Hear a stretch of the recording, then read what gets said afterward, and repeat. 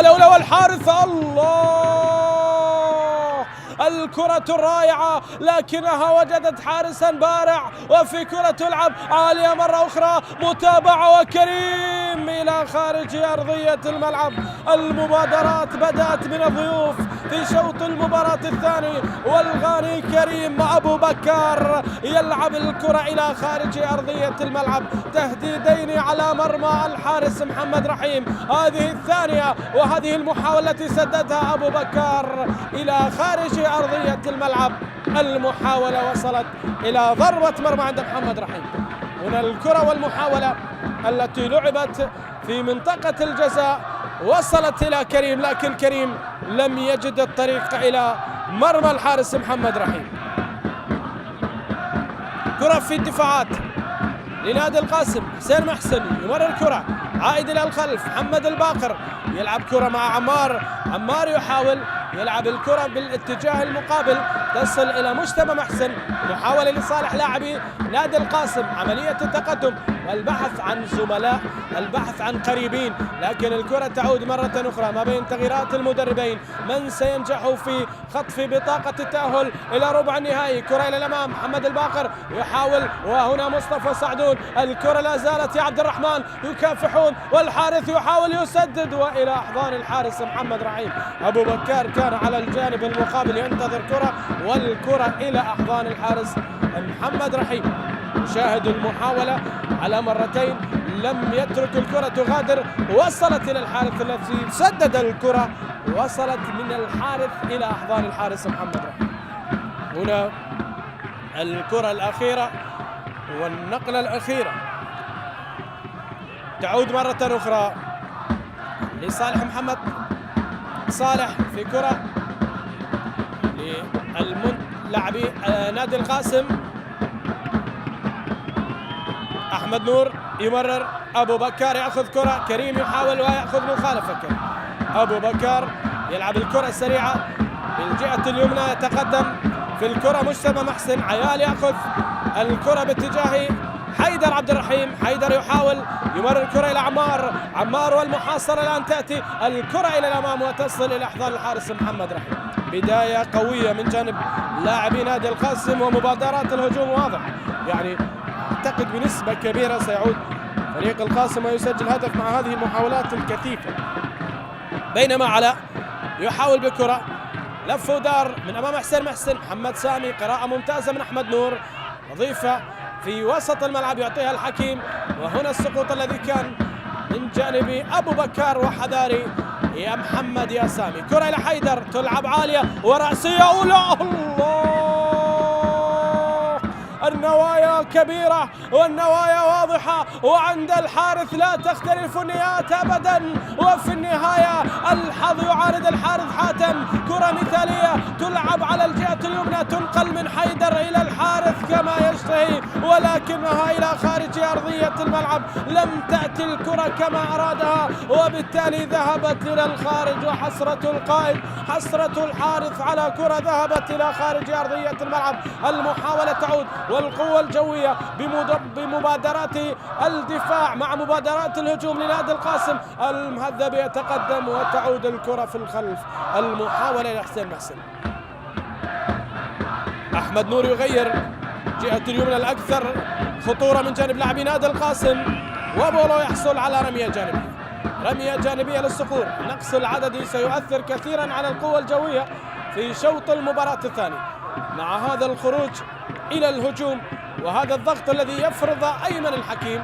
أبو بكر يضغط، وسيف مع زيد، الكرة تلعب تصل في الخلف، عملية الخروج مثالية، تلعب المحاولة إلى الأمام باتجاه الغاني نارتي بولو، ولكن كرة صفا إلى خارج أرضية الملعب. استعجل لؤي صلاح بسحب ورقة اللاعب يوسف فوزي. أم ماذا؟ الآن كرة تلعب، مدرب يعلم بقدرات لاعبيه، يعلم بظروف فريقه. نحن نتساءل وننتظر جواب والكرة تلعب إلى محمد صالح، قطع وكرة إلى علاء عباس، علاء والتونسي يتقدم، علاء يحاول، علاء تنتظر الكرة تلعب باتجاه محمد سامي، ومحمد الآن الكرة عند محمد قلت خطورتها، تعود مرة أخرى علاء ومحمد صالح يأخذ دور المهاجم، ولكن قطع الكرة من جانب حيدر عبد الرحيم لتعود إلى الحارث بكنترول بمزاج مرتاح. يلعب الحارث كرة تصل إلى الأمام، ينتقلون إلى الهجوم، عملية التحول السريعة تلعب من مجتبى محسن إلى حيدر عبد الرحيم، خطورة جديدة، ربما يأتي هدف التعادل، ربما الهدف قريب، ربما الموعد قريب. وهنا الكرة التي تلعب، عملية المرور جميلة من عمار، هنا المحاولة والكرة التي تلعب، المحاولة في منطقة الجزاء، عملية الإبعاد تأتي وسعد يحصل على كرة، سعد يخرج بالكرة، سعد يحاول ويسقط وواثق قريب يقول بأن المخالفة لصالح سعد. أحمد نور عنده إنذار والحكم يتحدث مع أحمد. لاحظ سعد الذي تقدم وسعد الذي وصل، ولكن الكرة التي كانت فيها مخالفة بعد الدفع من جانب أحمد نور. نداءات في المدرج الجوي وجماهير القوة الجوية، تواصل الأفراح، تواصل التألق على المدرج من أجل أن يعود الفريق. في وسط الملعب تصل إلى محمد سامي، يحاول بهذه اللقطة، تلعب باتجاه محمد صالح، يتقدم، متى يصل على، تلعب باتجاه الأباتشي، كرار يعترض طريق الكرة وتعود مرة أخرى لتصل إلى مجتبى محسن، مجتبى الذي يحاول، مجتبى الذي يتقدم، ينتظر وصول، تصل محاولة إلى كريم أبو بكر يلعب كرة مع عيال في الجهة اليمنى، مجتبى مهاري بإمكانه اللعب على الجناح، يفتح اللعب، قد يسدد قد يمرر مع الحارث، يلعب كرة وتعود الآن، ينتظر محمد الباقر عبد الرحمن عبده في كرة، عملية المرور الآن، كرة واصلة من الجهة اليسرى، لاعبي نادي القاسم، فرصة التعادل، الكرة تأتي والمحاولة تعود لصالح لاعبي نادي القاسم. ضغط منذ بداية شوط المباراة الثاني، محاولات واعتراضات وتدخلات، حارس المرمى أبعد والمدافعين أبعدوا، ولا زالت الخطورة بيضاء مع التراجع بكامل العدة والعدد للسيد لؤي صلاح. تلعب الكرة الآن إلى حيدر عبد الرحيم الذي يحاول بكرة عرضية جديدة، الحارث ينتظر وأبو بكر يرتقي، وسعد يأخذ كرة ويأخذ مخالفة بذكاء للمرة الثانية. سعد عبد الأمير يعمل نفس الحالة وبالتالي يحصل على مخالفة ويخرج الفريق من الضغط المفروض من جانب لاعبي نادي القاسم. لاحظ هذا التدخل من عمار داخل والكنترول من سعد، وعملية المرور والتدخل على سعد، ومخالفة تجعل لاعبي القوة الجوية يتقدمون إلى الأمام، وكرة ثابتة والمحاولة إلى ضربة حرة مباشرة. هذا محمد صالح اللاعب التونسي الوافد من الصفاقسي إلى وكر الصقور. تلعب الكرة الآن من جانب لاعبي القوة الجوية، علاء عباس يتقدم وحارس المرمى يخرج، والمحاولة تصل إلى علي خالد. علي وعلاء،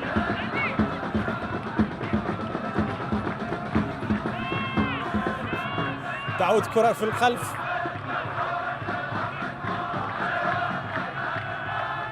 مرة أخرى تلعب من جانب كرار فالح، كرار بكرة إلى الأمام، تلعب وكريم أبو بكر لا يحصل على الكرة، صفاء هادي عودة الكرة وعلاء عباس يحاول المحاولة الآن لصالح مجتبى محسن، وكريم أبو بكر يضغط، ولكن سعد يخرج الفريق من الضغط مرة أخرى، وأدوار لاعب الخبرة حاضرة في وسط الملعب. سقوط لمحمد سامي وعمار على كرة لاعبي نادي القاسم، والتقدم والسلامات لمحمد سامي، المحاولة وبكل روح رياضية لاعبي نادي القاسم يخرجون الكرة إلى خارج أرضية الملعب. سلامات حمائيتو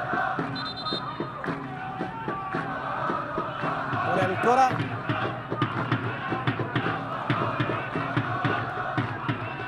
المحاولة الواضحة واللقطة وإعادة الكرة، ضربة حرة لم يشير إليها حكم المباراة حسب ما طالب لاعبي القوة الجوية، لكن واثق محمد كان قريب. هنا حديث جديد يطلب من اللاعبين التنفيذ، ومحمد سامي هنا الواضح في اللقطة، محمد الباقر عبد الرحمن، وحديث وحكاية جديدة ما بين نادي القاسم والقوة الجوية. الموسم قبل الماضي كان من أسباب حرمان القوة الجوية من اللقب، صار هنا أمام نادي القاسم القاسم ب4 مقابل 3.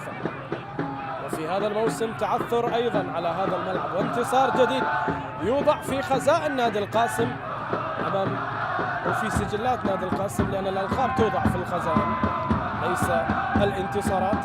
وهنا الكرة التي تلعب على الطرف، دائما ما تكون مباراة جميلة فيها ندية كبيرة عندما تجمع نادي القاسم بالقوة الجوية. نادي القاسم له شكل مغاير عندما يلاعب الشرطة والزوراء والقوة الجوية، وأصعب مواجهات القاسم تكون أمام الشرطة دائما. هذه كرة عالية وارتقاء وخروج لحارس المرمى، التعادل يا مجتبى، كرة عالية إلى خارج أرضية الملعب. مدينة كاملة خلف هذا الفريق تنتظر فرحة، ولو أحسنت التصرف يا مجتبى لعج الأفراح في قضاء كامل ينتمي إلى أقدم الحضارات على مستوى الكرة الأرضية وعلى مستوى الكون. إلى بابل الحضارة تنتمي مدينة القاسم، وأسود سورة متأخرين بهدف أمام صقر البلاد، أمام نقيب القارة، أمام الفريق المكابر، أمام الفريق الذي يحاول أن يصل إلى الأمام رغم الأضرار. والكرة تعود مرة أخرى إلى مجتبى، تشاهد الطبول تقرع والجماهير تتفاعل رغم الغيابات، رغم النقص، رغم عدم رضا المدرب، رغم من رحلوا وتركوا فراغ كبير في الفريق، رغم رحيل أيمن وإبراهيم بايش وعلي جاسم، رحل شريف، رحل محمد قاسم، ورحل محمد حميد. لم يعد فهد يطير بين الخشبات الثلاث، والمشجع الجوي لا زال خلف الكيان، خلف هذا اللون الأزرق، يتابع ينتظر رغم الغيابات، رغم الألم، رغم الحسرة. ويا غائبين وفي الفؤاد لبعدهم نار لها بين الضلوع ظرام، لا كتبكم تأتي ولا أخباركم تروى ولا تدنيكم الأحلام. متى يعودون؟ وهنا كرة تلعب إلى حارس المرمى محمد رحيم. متى يعود القوة الجوية إلى العهد السابق، إلى العهد القديم، إلى الفريق المنافس الذي يحسبون له ألف حساب، إلى درع الدوري التي اشتاقت لها جماهير الصقور للموسم الرابع، والصقور بعيدين عن التتويج بلقب الدوري العراقي.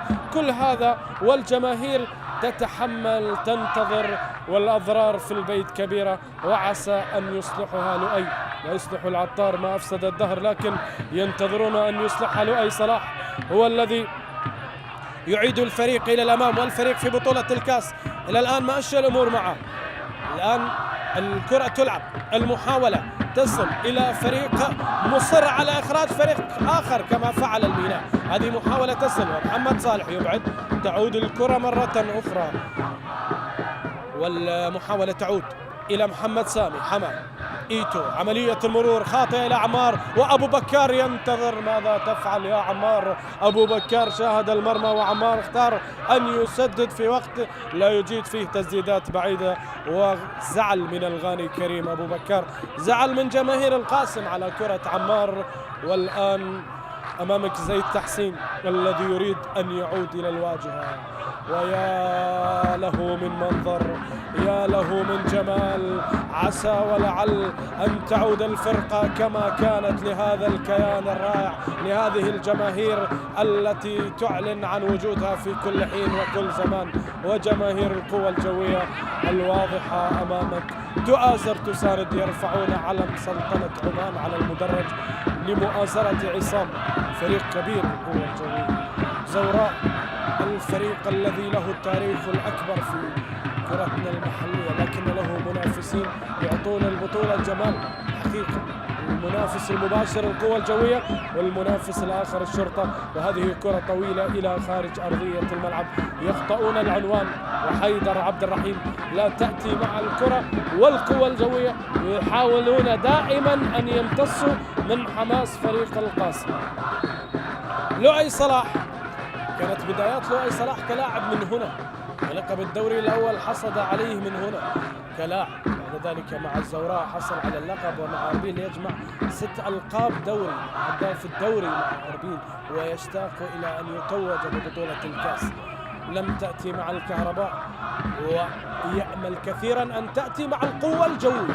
هذه كرة في الوسط، تلعب إلى عمار الذي يمرر باتجاه اللاعب محمد الباقر. عبد الرحمن يأخذ كرة يحاول مع الحارث يعطينا حلول، ينتظرون منا حلول، والكرة إلى مصطفى سعدون الذي يعود إلى الخلف إلى زيد تحسين لاعبي المنتخب الوطني. يلعبون كرة إلى محمد صالح التونسي في كرة. نسر قرطاج يأخذ كرة على الجانب ليتقدم مع كتيبة الصقور في كرة تصل إلى محمد سامي مع بولو نارتي البلاك ستارز الغاني يحاول يعود الكرة. غاني آخر في الفريق المقابل يضغط وكرة تعود إلى صفاء مع محمد سامي.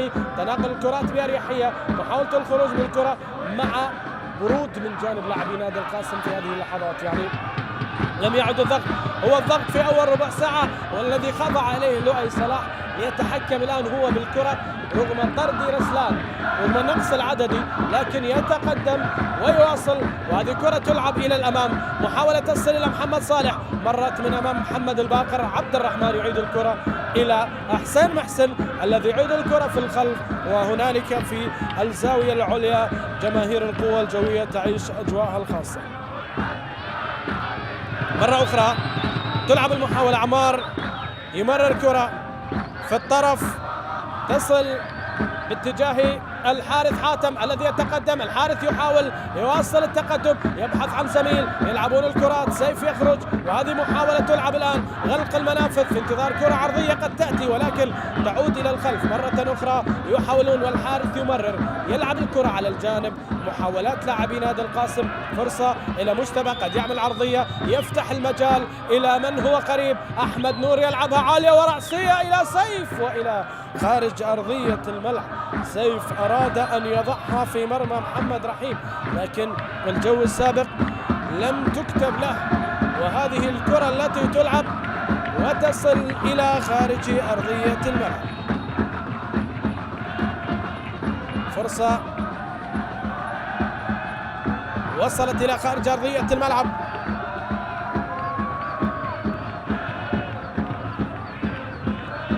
الآن تعود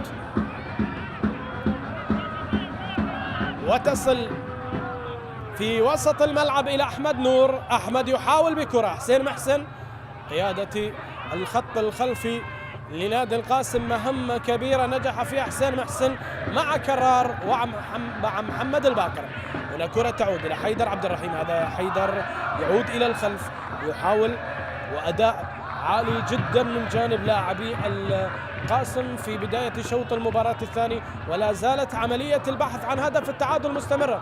من يتمم هذه العملية ويؤتينا بهدف التعادل؟ يتأملون على لاعب في الفريق يتمكن من أن يسجل. والأنظار على 77 والرقم 8 هي مستمرة دائما وأبدا. هذه كرة كرار قوية باتجاه محمد الباقر. الحارث في مساحات يحاول ينتظر كرة. المحاولة الآن إلى الحارث، يتقدم يرى المرمى قد يسدد، يلعب المحاولة إلى حيدر عبد الرحيم لكن لم تصل إلى حيدر، وصلت إلى خارج أرضية الملعب. والحديث والعتب ما بين الحارث وسيف رشيد. حارث يعطيه لاعب يعمل تكتيك صح مع مثل سيف مثل علاء الحاصل، يفعل كل ما تريد. ولقطة أخرى ولقطة جميلة، وجماهير القوة الجوية تواصل الدعم.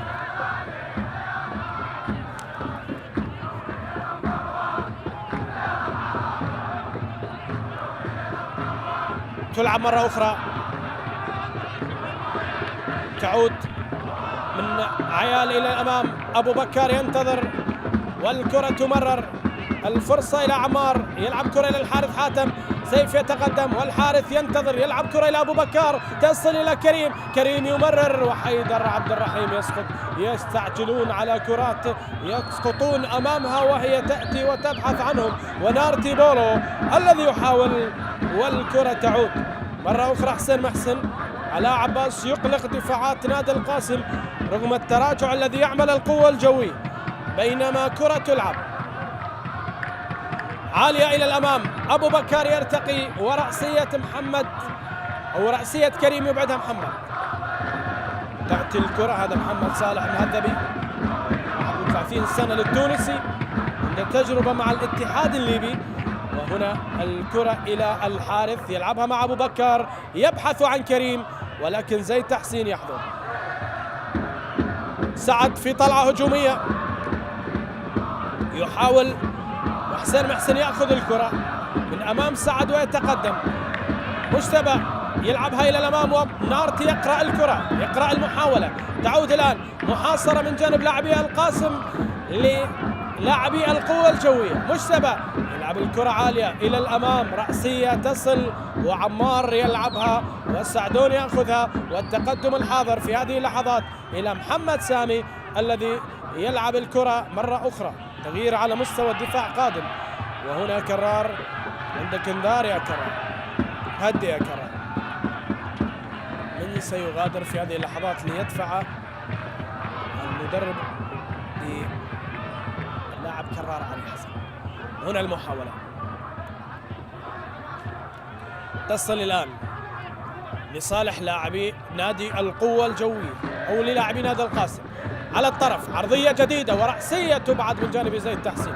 قراءات رائعة لزيد في الكرات الهوائية. تعود المحاولة مرة أخرى. القوة الجوية فريق الذي لم يغادر من هذا الدور منذ أكثر من 20 سنة، الآن مضغوط عليه، الآن يتقدم وهو في آخر 4 نسخ مر من هذا الدور بركلات الترجيح. الآن هو متقدم، الآن هو فايز في النتيجة. بينما كرة تلعب، المحاولة تصل لصالح لاعبي نادي القاسم، وصلت إلى الحارث لمن يبحث عن الفراغات، بينما سيف يسدد، سيف إلى خارج أرضية الملعب والراية تأتي. لو تركت لمحمد الباقر عبد الرحمن لشاهدت شيئا آخر في الكرة الأخيرة. هنا الأوفسايد في هذا الاستلام حاضر، بعد ذلك تدخل ونقل الكرة والراية التي أتت. واثق محمد قريب من حالة وهي إصابة مصطفى سعدون. مصطفى سعدون الآن دخول لكرار علي حسن لاعب الفريق الرديف، وعمار داخل يغادر أرضية الملعب. وليد 2005 كرار بالرقم 90 مدافع ممتاز. أيضا المواهب في هذا النادي لا تقف رغم المعاناة. محافظة ولادة اليوم رزاق فرحان جاب مع النجوم بطولة كأس الخليج العربي لقدام اللاعب. وهنا سلامات مصطفى سعدون. هتافات تستمر من جانب لاعبي القوة الجوية. الجماهير الحاضرة المؤازرة العاشقة المحبة رغم برودة الأجواء في بغداد وباقي المحافظات في هذه الأيام، لكن جماهير القوة الجوية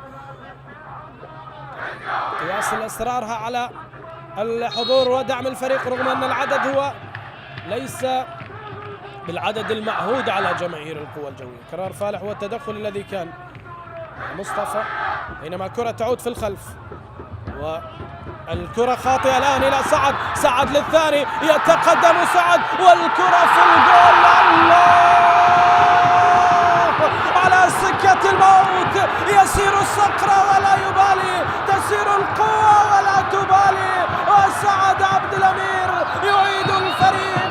من قال إن القوة الجوية غاب، من قال إن القوة الجوية يمر بأيام صعبة، سعد موجود، سعد حاضر، والقائد يعيد الفريق، القائد يسجل هدف ثاني، وسعد عبد الأمير يواصل التألق ويضع الأماني صوب ربع النهائي. هنا المرور، هنا الخطأ والكرة الخاطئة. كرار فالح يخطئ وسعد تأتي كرة على طبق من ذهب ولا يرد هذه الهدايا سعد. هنا أخطأ كرار، قدمها لعبد الأمير وعبد راح وعبد سجل، والكرة والحارس ذهب في مهب الريح والكرة إلى المرمى. لاحظ سعد تقدم، راح ليداوي الجراح ويسجل الهدف الثاني. هدفين لا شيء مع حجز البطاقة للأزرق من أجل التواجد في ربع النهائي رفقة النجف والبشمركة أو عفوا والميناء، وانتظار فائز من الدهوك وميسان. لاحظ هنا المواصلة وضربة حرة مباشرة. نادي القاسم لم يستغل نقص العددي في تشكيلة القوة الجوية. والكرة تلعب من جانب مجتبى عالية لتقليص الفارق، يقلص الفارق الآن. جول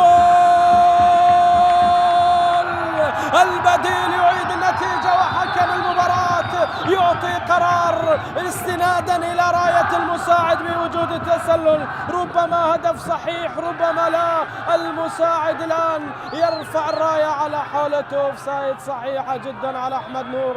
أوفسايد في اللقطة الأخيرة. وعودة نادي القاسم إلى المباراة. كادت أن تكتب من هذه المحاولة يا كرار بديل من ذهب. كاد أن يكون لولا راية المساعد. سلامات زيد تحسين. والآن التقدم يستمر مع السقوط أيضا لحارس المرمى. محاولة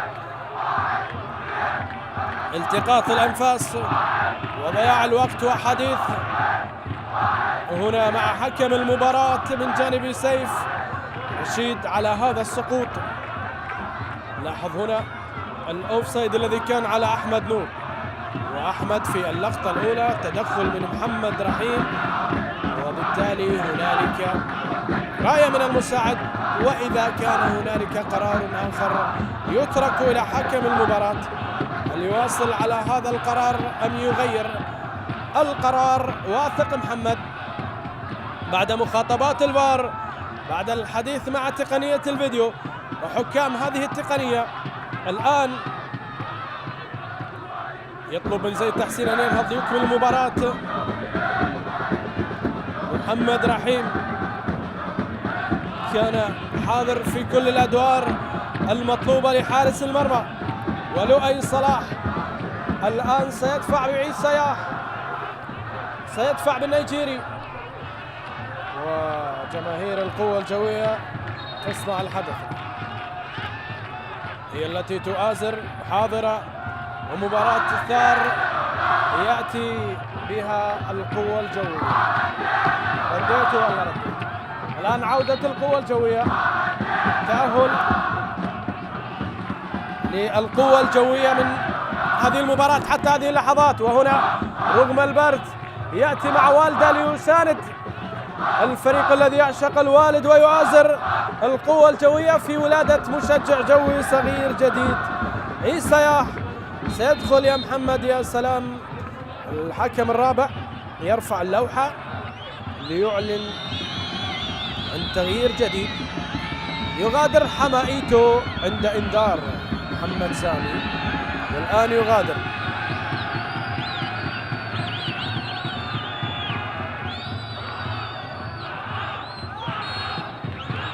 وأيضا زيد سيعود إلى أرضية الملعب بعد أن أخذ العلاج.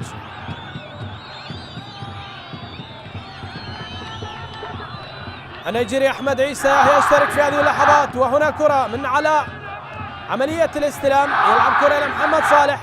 محمد يتقدم التونسي، يلعب كرة مع سعد نجم المباراة، يلعبها إلى النيجيري عيسى، والكرة وصلت إلى خارج أرضية الملعب. دهوك المتقدم بهدف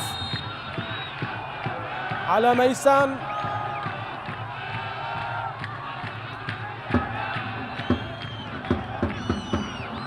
ربما يكون رابع المتأهلين مع القوة الجوية إن تمت النتائج على هذا الحال. باقي وقت والفريق المقابل ليس فريق سهل، وبإمكانه أن يعود إلى المباراة. كل هذه الأحاديث سابقة لأوانه. بينما كرة تلعب من محمد صالح تعود مرة أخرى، تصل باتجاه كرار. كرار يحاول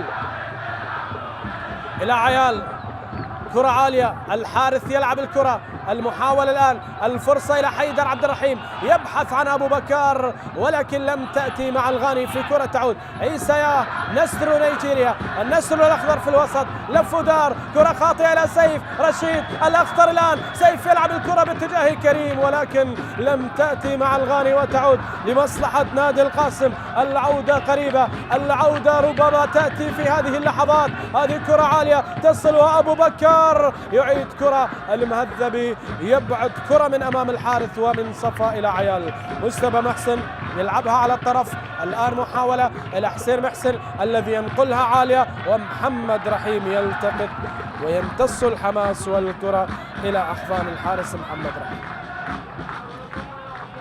هنا حديث سلامات محمد رحيم، سلامات محمد رحيم.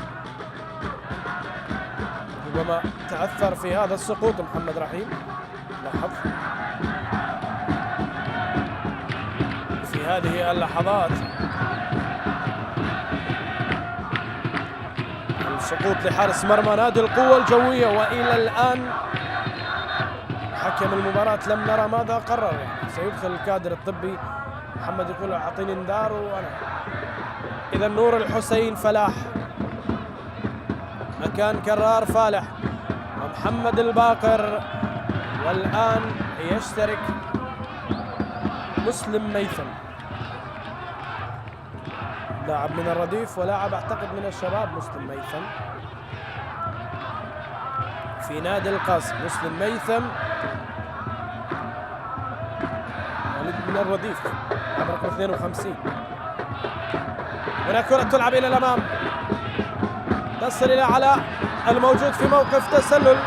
تلعب المحاولة لاعبي القوة الجوية علاء عباس، والراية تأتي من حكم المباراة المساعد وإشارة من الحكم الوسط تعلن عن وجود التسلل في هذه اللحظات. هنا المحاولة التي لعبت وصلت إلى علاء عباس. تلعب الكرة من رمية جانبية، محاولة عالية إلى الأمام وسيف يتقدم. تعود الكرة نور والمحاولة في الوسط. مسلم ميثم يمرر الكرة مسلم إلى عمار، كرة عالية وسيف وخروج محمد رحيم، ويلتقط الكرة حارس مرمى نادي القوة الجوية مع مخالفة. إذا كان مع كل تدخل سقوط يا محمد يا رحيم المباراة سنبقى حتى الساعة 11 ليلة، كل هذا الوقت يعني مباراة الآن أنتم متقدمين فيها. نعم منقوص العدد لكن أداؤكم رائع، ولا كأن الفريق منقوص. لا، استلام حارس المرمى يسقط والمخالفة يشير إليها الدكتور واثق.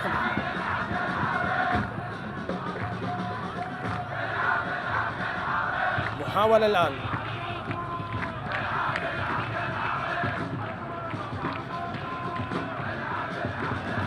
تعود الكرة نور الحسين فلاح، اللاعب كان في شباب نفط البصرة.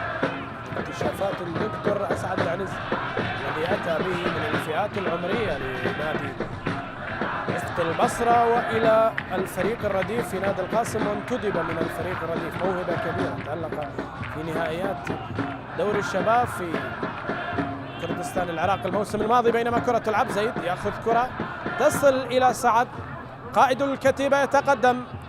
تعود إلى حسين محسن، يمرر في الخلف أحمد نور، يلعب كرة إلى مسلم ميثم. مسلم تمريرة إلى حسين محسن، أصبح ظهير الآن حسين، وأيضا الجهة المقابلة كرار يغطي، وإعادة أحمد نور إلى الخلف والاستغناء عن قلبي الدفاع الذين بدأوا بهم المباراة، واحد على الطرف الآخر خارج الرياض. كرة لصالح لاعبي نادي القاسم، جرعة كبيرة من المدرب السيد أيمن الحكيم على الهجوم، وهذه كرة إلى حارس المرمى محمد رحيم. كرة إلى أحضان محمد رحيم، محمد يحصل على الكرة. حارس مرمى نادي القوة الجوية، نادي القوة الجوية وحراسة المرمى ليست بالمهمة السهلة. خليفة لنجم محمد جاسم، خليفة لفهد، خليفة لمحمد حميد، خليفة نور صبري. هنا كرة تلعب لقاصد، الأسماء الكبيرة التي مرت على هذا الكيان في حراسة المرمى، وبعض الأسماء التي لا تأتي على بالي. وهذه المحاولة التي تلعب الآن صفا هادي نحو لقب سابع. يبحث القوة الجوية في هذا الموسم عن لقب جديد في بطولة الكاس، آخر لقب في موسم 2022-2023 مع المدرب المصري سيد مؤمن سليمان، الذي في الموسم الذي بعده أيضا الموسم الماضي حصل على اللقب أمام القوة الجوية لصالح الشرطة، واللقب التاريخي الأول للقوة الجوية للشرطة في بطولة الكاس. علاء عباس يضغطون عليه، عيسى يا سعد مع صفا. تعود الكرة، هذا عيسى يا إلى علاء عباس، علاء يعيد الكرة إلى سعد. لاعبي القوة الجوية تحرك وعدم الاندفاع إلى الأمام، محاولة قتل الوقت في هذه المناطق. بينما كرة إلى عيسى يا أحمد، يحاول أحمد يغير في اتجاه اللعب، صالح ونور الحسين، والكرة تعود والمخالفة فيها ضربة حرة مباشرة. هذا كرار علي، الحديث مع محمد صالح، قدم مباراة كبيرة كرار علي في الدوري أمام القوة الجوية. الآن يشترك والكرة تعود مرة أخرى بهدفي سعد عبد الأمير. القوة الجوية يواصل رحلة التقدم نحو ربع النهائي، فيما كرة تلعب إلى سيف، ولكن سيف ليس في يومه. سيف لا يشتهي تسجيل الأهداف في هذا اليوم، ثاني هدافي الفريق سيف رشيد، بينما تدخل وتعود الكرة مرة أخرى لصالح حيدر عبد الرحيم. حيدر يحاول يلعب الكرة إلى حسين محسن، كرة عالية ورأسية تبعد من مصطفى سعدون. الرصانة الدفاعية للقوة الجوية حقيقة كبيرة جدا. مجتبى يسجل أو يسدد، لا يسجل، هي كرة سددت ولم تأتي. علاء عباس يتقدم الآن في كرة أحمد عيسى ياه. عيسى ياه إلى الأمام، عيسى ياه يحاول يبحث عن علاء، يلعب الكرة إلى علاء، علاء يأخذ كرة من أمام كرار، وعلاء الآن تقطع الكرة من أمامه. حديث وغضب من علاء عباس، وكرة تلعب لصالح حسين محسن الذي يمرر في الطرف. تعود الكرة والمحاولة تصل في وسط الملعب، رتم بطيء الآن تأخذ المباراة، وعسى ولعل أن يتغير الحال ونشاهد هدف ربما يحرك هذا الركود من هنا أو هناك. الأماني كثيرة وكبيرة لدى الطرفين، لم يكتب التأهل التاريخي بل ربما عودة تاريخية، وهذه رأسية والحارث حاضر، بينما أبو بكر كرة في منطقة الجزاء تلعب الآن. المحاولة إلى محسن عالية وإبعاد من مصطفى سعدون الذي يتألق في الدور الذي يعطيه إياه المدرب كقلب دفاع ثالث. حسين محسن يرسلها عالية وحيدر، الله، حيدر عبد الرحيم ويرد عليه محمد رحيم، والكرة إلى خارج أرضية الملعب، يرفض ويقول كلا. كرة على رأس حيدر إلى المرمى يرسلها، ولكن ردة الفعل رائعة من جانب الحارس محمد رحيم، وسعد موجود لإبعاد الكرات العالية. هنا تعود كرة إلى نور الحسين، يلعب كرة باتجاه اللاعب حسين محسن. حسين القريب من مجتبى، عالية وزيد يتواجد، وتفوق للاعبي القوة الجوية في أغلب الكرات الطويلة. قطع الكرة مع مخالفة يعطيها حكم المباراة على مجتبى محسن. مجتبى يقول أنه لم يفعل شيء في التدخل على علاء عباس. هنا التدخل الأخير والحكم أشار إلى مخالفة. مجتبى تدخل في الأولى على الكرة وفي الثانية على قدم علاء، وهذه الأخطر، هذه التي جعلت الخوف هاجس لدى الجميع. هنا التسديدة التي لم يكتب لها نجاح من جانب مجتبى محسن عيال. مجتبى هذا الموسم ممتاز. اعتقد محمد الجواد على عباس يغادر، ومحمد الجواد هو البديل في هذه اللحظات. إذن مغادرة على عباس، والبديل هو محمد الجواد. تعب على، أعطى كل ما عنده بدنيا، والآن يشترك محمد الجواد، ربما يسجل محمد هدف ثالث، ربما يضع بصمته في المباراة، إلا إذا ينتظر جوابها بهدف تقليص الفارق. يلعب عالية من حسين محسن، محمد صالح يتابع الكرة، التونسي، الكرة لا زالت ضغط من نور الحسين، وإيسايا يحاول، تعود في وسط الملعب، تصل المحاولة إلى أحمد نور قلب الدفاع، يمرر إلى حسين محسن المتواجد على الطرف، والكرة مقطوعة وإلى خارج أرضية الملعب.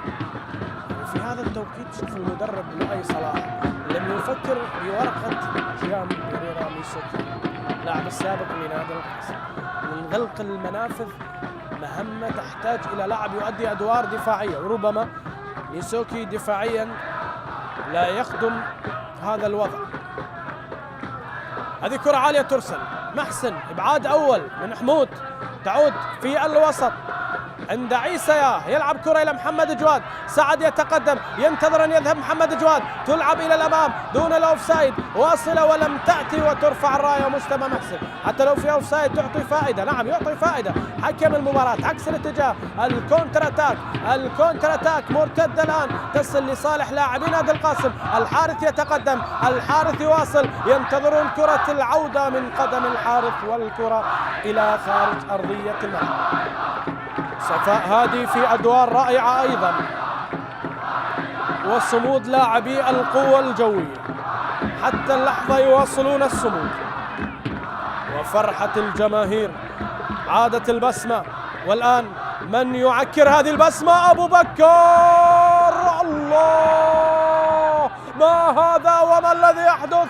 وهنالك سد منيع، جدار خفي منع هذه الكرة من الدخول، فيما محاولة لهدف ثالث، فيما محاولة للتأكيد. والآن محاولة تأتي عند مصطفى سعدون، يلعبها عالية، يبحث عن عبد الأمير سعد في كرة إلى خارج أرضية الملعب.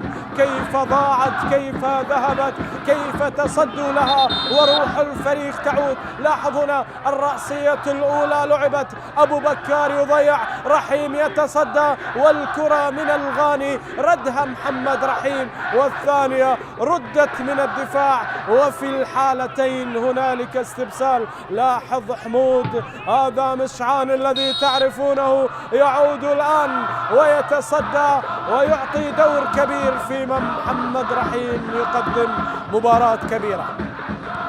تلعب المحاولة الآن، عيسى ياه، نارتي بولو، ومحمد جواد ياخذ كرة على الطرف، تحرك محمد أحمد عيسى ياه، والكرة خاطئة تعود باتجاه لاعبي فريق القاسم. أبو بكر، تعود الكرة إلى كريم نور الحسين، يلعب كرة، والمخالفة ضربة حرة مباشرة على التونسي حاضرة في اللقطة الماضية.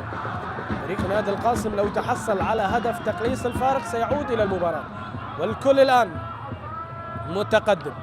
عيال على كرة تلعب إلى أحمد نور، ضغط كبير الآن من جانب لاعبي نادي القاسم، ويراقبون الكرات العالية، وهذه واحدة. محمد صالح، سقوط لسيف رشيد، نور الحسين مهاري يحاول يلعبها عالية، ومحمد رحيم يلتقط الكرة، والتايمينج ممتاز لحارس المرمى، توقيت رائع لمحمد رحيم في هذا التصدي.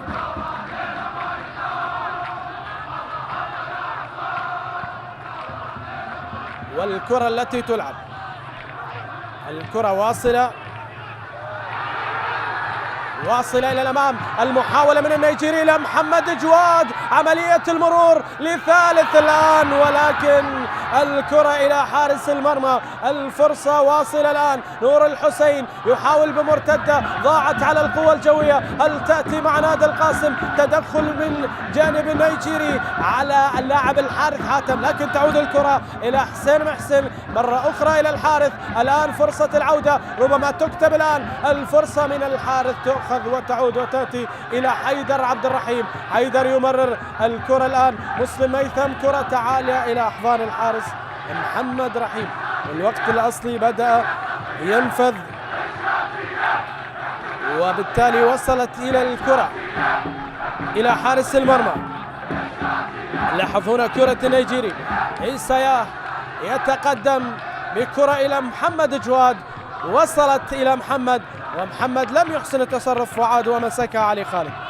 حارس المرمى في خروج حاسم جدا، في الأولى لم ينجح، في الثانية وصل إلى الكرة الضعيفة، وسعد كاد أن يضع الهاتريك. 6 دقائق كما كان الوضع في شوط المباراة الأول. في الوسط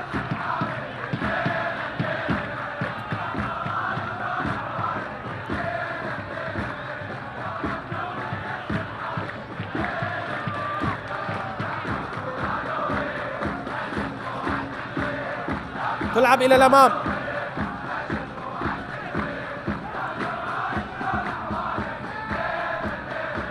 إلى الأمام من جانب لاعبي نادي القاسم في وسط الملعب. صفاء، تدخل بقوة، والحكم يراقب يعطي فائدة. المحاولة الآن إلى الأمام ترسل عالية، وسيف يتقدم، لكن زيد تحسين الأعلى ارتقاء والأطول قامة ينجح في الحصول على الكرة. تدخل من محمد جواد، واصلة إلى خارج أرضية الملعب. قرار علي حسن ينفذ الكرة، هذا البديل رقم 8 الوافد من النجف محمد جواد الذي مثل الطلبة والنجف والقوة الجوية في موسمين الماضي والحالي.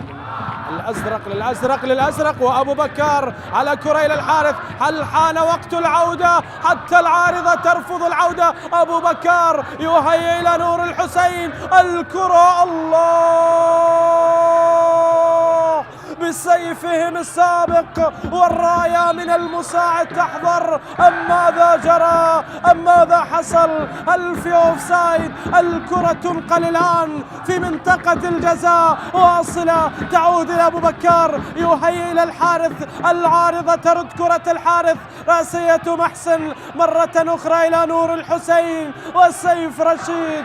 الكرة في المرمى مع الاعتذار. الفريق السابق يسجل فيه سيف، يضع الكرة في مرمى القوة الجوية. هل تداخل المتسلل؟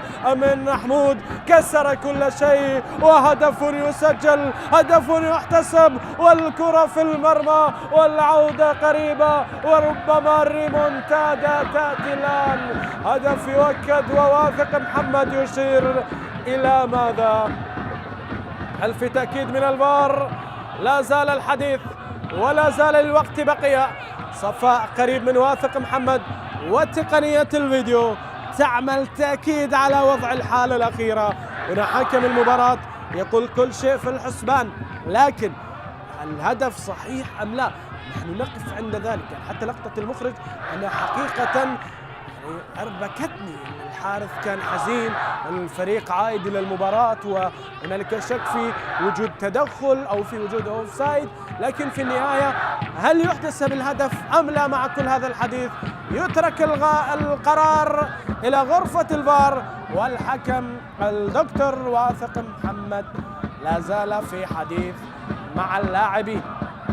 هل هنالك هدف يحتسب لنادي القاسم أم إن إلغاء الهدف ربما يأتي مرة أخرى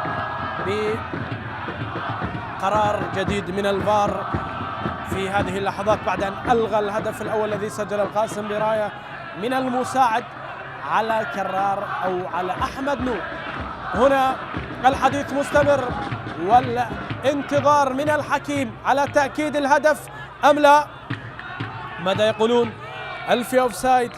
هل هنالك ما يدعو غرفة الفيديو لإلغاء الهدف؟ واثق ماذا يشير؟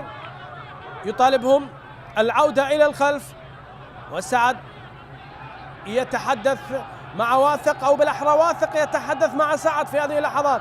إذن ما هو القرار؟ لؤي صلاح مستغرب مما يجري بشكل كبير، ونحن ننتظر الآن. هل في لمسة يد كما يشيرون؟ هل هنالك لمسة يد؟ كل يتحدث على وجود لمسة يد. هل في لمسة يد؟ أعطونا اللقطة، أعطونا اللحظة، أعطونا القرار. واثق في انتظار بيان تعطيه إياه غرفة الفيديو عن الحالة الأخيرة. نحن ننتظر ونراقب والكل ينتظر. هل في هدف؟ هل في عودة؟ والحكم لا زال ينتظر الجواب. علي أحمد شاكر مع جمعة. ماذا هو القرار في غرفة الفار؟ يعملون تشيك على الأوفسايد، تركوا لمسة اليد خلاص من إشارة حكم المباراة لكريم أبو بكر المستغرب من وجوده في موقف متسلل ربما. الآن الحديث مستمر يعني متواصل، وغرفة الفيديو التي يتواجد فيها علي أحمد شاكر مع حسين فلاح،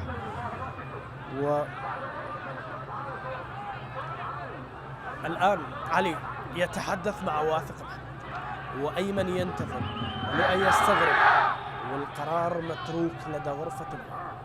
السؤال المطروح: لماذا كل هذا التأخير إذا يحتسب الهدف. مشاهدينا متابعينا، الآن فريق نادي القاسم يقلص الفارق أمام القوة الجوية إلى هدف بعد إن كان هدفين، واحتساب وتأكيد الهدف. إذا هدفين مقابل واحد، فيما إذا من الممكن أن نشاهد هدف التعادل. هل يحضر؟ هل يأتي الآن؟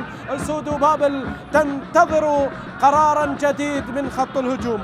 محاولة تلعب، إعادة الكرة في الخلف مرة أخرى، قرار علي حسن لوحدة. مسلم ميثم يطلب كرة في الوسط، لكنه يفضل تمرير الكرة باتجاه أحمد نور. يعيد الكرة إلى كرار، يطلب منهم الاندفاع إلى الأمام. واحدة على الطرف قد تأتي إلى نور الحسين صاحب الأسيست في الهدف. هنا محاولة لا تخطى مرة أخرى أمام سعد يا مجتبى. هكذا هو الكلام الذي يأتي الآن للمشاهدين والمتابعين من جانب نادي القاسم. بينما كرة إلى الحارث، يتقدم الحارث إلى نور الحسين. من هذه القدم أتانا هدف التعادل بهذه الصناعة، بهذا الأسيست. عملية المرور بشكل ممتاز من نور الحسين. فيما كرة تلعب، مسلم أمام صفاء أو أحمد نور، هذا الخبرة الذي أخطأ في الكرة. والمحاولة الآن عند نيجيري، نسر نيجيريا ينقل الكرة، ونور الحسين في تدخل ممتاز، في تدخل رائع لهذا اللاعب الشاب.